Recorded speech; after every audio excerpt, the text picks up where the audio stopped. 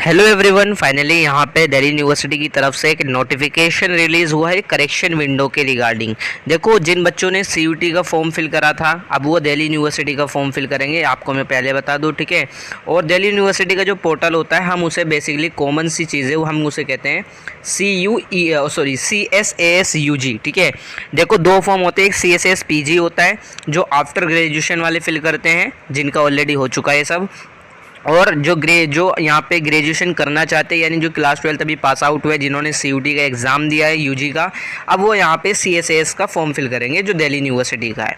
अब यहाँ पे हो सकता है कुछ बच्चों ने पहले ही फॉर्म फिल कर रखा हो, लेकिन उनके फॉर्म में कुछ क्या नाम है, गलत इन्फॉर्मेशन उन्होंने दे दी थी। तो यहाँ पे बेसिकली आपकी करेक्शन विंडो ओपन हो चुकी है। करेक्शन विंडो जो बेसिकली इन्होंने कहा है ट्यूसडे यहाँ पे शाम को, या फिर मेरे ख्याल से, देखो अभी तो वैसे पोर्टल पे शो नहीं हो रहा, लेकिन मेरे ख्याल से शाम के 5 बजे के बाद हो सकता है पोर्टल पे शो होने लगे, ठीक है, कि करेक्शन विंडो ओपन हो चुकी है या नहीं। खैर, यहाँ पे आपको मैं बता दूँ डेट 23 जुलाई 2024, यानी आज से लेकर 4 अगस्त संडे तक आप लोगों की यहाँ पे करेक्शन विंडो ओपन है, ठीक है। तो 4 अगस्त से पहले अगर आप लोगों को फॉर्म में कुछ करेक्शन करनी है तो कर सकते हो। ये करेक्शन किन बच्चों को मिलेगी? जिन्होंने फॉर्म फिल कर चुके हैं, ठीक है, ये ध्यान रखना। जिन्होंने CSASUG का फॉर्म फिल कर दिया है उनके लिए है ये करेक्शन विंडो, ठीक है।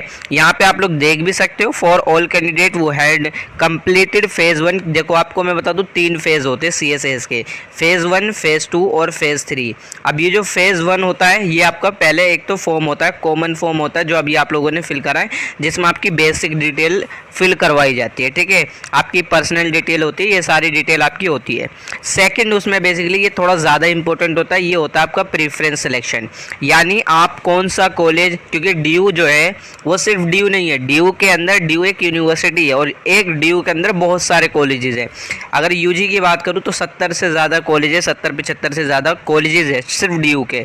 अब यहाँ पे कोर्स भी बहुत ज़्यादा है, तो ये ध्यान रखना है, आपको प्रेफरेंस बनानी पड़ेगी कि मैं हिस्ट्री ऑनर्स फर्स्ट पे रख रही हूँ और हिस्ट्री ऑनर्स फर्स्ट पे रख रही हूँ, तो उसमें मेरा कौन सा कॉलेज रहेगा, ठीक है, क्योंकि कॉलेज भी बहुत सारे।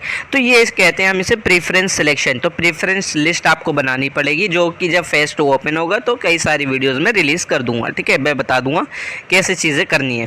और जो बेसिकली लास्ट फेज़ रहेगी फेज़ 3, इसमें बेसिकली आपको सीट अलॉट होती है, यानी आपका एडमिशन यहाँ पे कहाँ हुआ ये बताया जाएगा। सो बेसिकली यहाँ पे आपकी करेक्शन विंडो ओपन है, 4 अगस्त से पहले करेक्शन कर सकते हो। और बाकी यहाँ पे अपना फॉर्म फिल कर लो, ये ध्यान रखो, अगर फॉर्म ओपन है, वैसे अभी तो ओपन है, ठीक है। और यहाँ पे कैंडिडेट वो have already applied in phase 1, ठीक है, एंड विश टू, अगर आपको स्पोर्ट कैटेगरी वगैरह में भी अप्लाई करना है तो आप लोग कर सकते हो, यहाँ पे इन्होंने मेंशन किया है। It may be noted that the correction window is one time facility, ठीक है। सो बेसिकली ये ध्यान रखना, जब आप करेक्शन विंडो पे क्लिक करते हो तो ऐसा ना हो कि करेक्शन विंडो में भी गलत इन्फॉर्मेशन दे दो। करेक्शन विंडो आपकी सिर्फ एक ही टाइम ओपन होगी, ये ध्यान रखना है, ठीक है।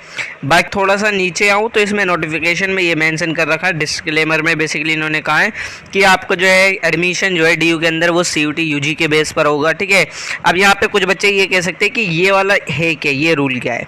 देखो, इसमें कॉमन सी चीज़ ये है कि आपको मैं बताऊं, देखो यहाँ पे जैसे लिखा भैया, in light the announcement of, देखो आप लोगों को पता है रिजल्ट अनाउंस हुआ था CSAS और मतलब CUT UG का। अब यहाँ पे बेसिकली उसी के बेस पर आपका एडमिशन होगा, ठीक है। अब यहाँ पे थोड़ी सी जब आप आगे आते हो, it may be noted the mark obtain in class 12 will be use for breaking the tie CUT score, ठीक है, इफ़ रिक्वायर। तो बेसिकली यहाँ पे कहने का मतलब सिंपल है, अगर देखो टाई ब्रेकिंग रूल इम्प्लीमेंट होता है तो यहाँ पे बेसिकली आपकी क्लास 12 के मार्क्स भी हो सकता है देखे जाए। अभी टाई ब्रेकिंग रूल के ऊपर अलग से वीडियो आ जाएगी उस टाइम पे थोड़े दिन बाद, लेकिन मैं आपको थोड़ा सा टाई ब्रेकिंग का रूल समझा दूँ।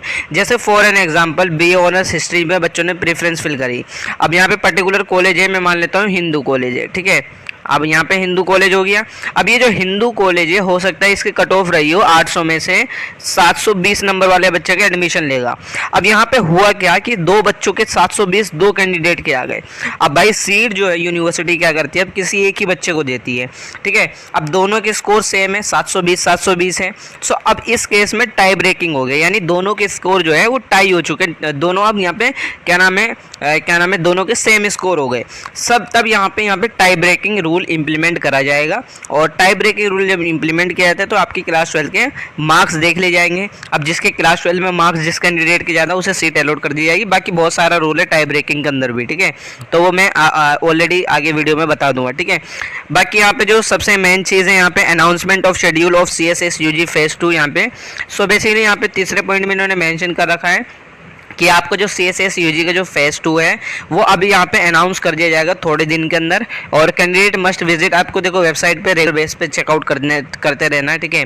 तो अभी यहाँ पे मैं फिलहाल बता दूँ, अभी CSS UG का सेकंड फेज ओपन नहीं हुआ है। अब यहाँ पे कब तक ओपन हो सकता है भैया, तो मैं आपको बता दूँ, देखो अगर एक कॉमन सी हर साल को देखते हुए चले तो जो आपका रिजल्ट आता है, जैसे 28 को रिजल्ट आया, तो हो सकता है आपका 4 या 5 में हो सकता है, या इससे पहले भी हो सकता है। मैं 4-5 बोल रहा हूँ तो इसका मतलब ये नहीं कि 4-5 को ही आए, ठीक है।